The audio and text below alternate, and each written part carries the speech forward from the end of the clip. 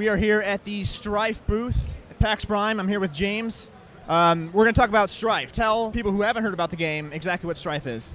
So Strife is a second generation MOBA, and we call it that because the existing big MOBAs out there, Heroes of Earth, League of Legends, Dota 2, they're all based off the Dota, the map mod for Warcraft 3.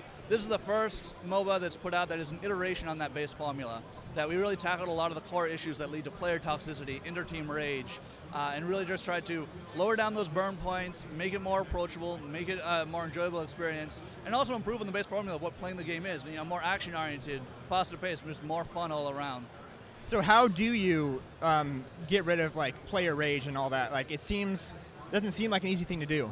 Oh, it's definitely not. There's a lot of different ways we're tackling it in Strife. One example of it would be, if you're a new player and you're not doing very well, your gold per minute's going to be less. We actually make that player worth less gold, so if he's feeding on the other side of the map, it's not dooming your team to losing as much. If you're in the lane with that player, and no matter who gets the last hit, you're both getting the last hit gold. You're not arguing over who's getting the gold. I'm playing the carry and I need the last hit. What are you doing last hitting? A lot of those decisions that seem intuitive and natural to a new player in current MOBAs are actually the wrong decisions. No, you shouldn't be last hitting, no, you shouldn't be pushing the wave.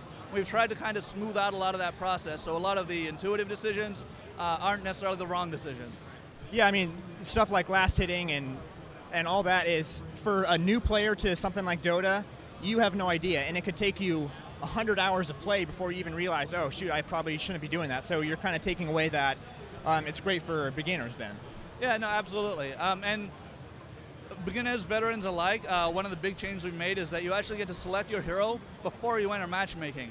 And what that allows is you can always play the hero you want to play. You're rarely in the scenario that, oh, you picked last, oh, we need a support, we need a jungler, you have to pick this hero. And there's a ton of arguing that happens at the pick screen that just isn't going to exist in Strife. Matchmaking is automatically going to try and select optimal teams and put them together. We've actually redefined our support roles so that instead of, oh, I'm stuck playing support, I have to spend my gold on wards, on courier for the team. Everyone has their own personal courier. Wards are built into the map. We've really tried to make it that you can actually carry with a support player. If you're the highest GPM player, you're doing the best, you're carrying by making sure no one on your team dies. I'm healing them, I'm just keeping us together. It's not all about the attack damage carries anymore.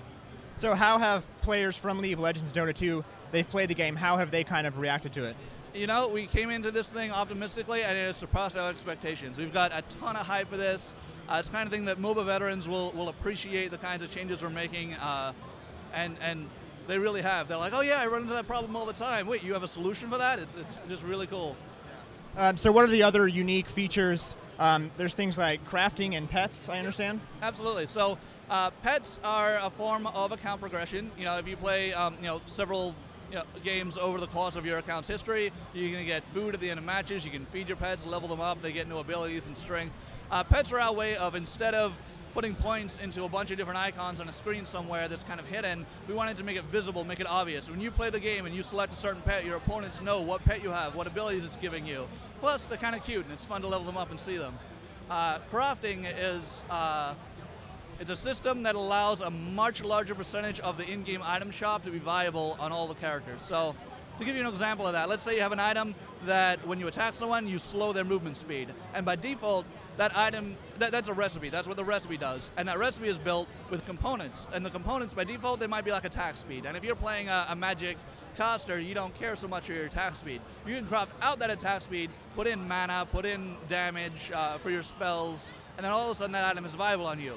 What this allows is that there's a lot of different ways to play all of our characters because there are a lot more items available. It lets us get away with a smaller hero pool and having a lot of replayability. So there's less to learn when you come to the game as well. And that's something that veterans appreciate as well. Having worked on Heroes of Earth, we fell into the same trap that everyone seems to of putting a hero out every 2 weeks.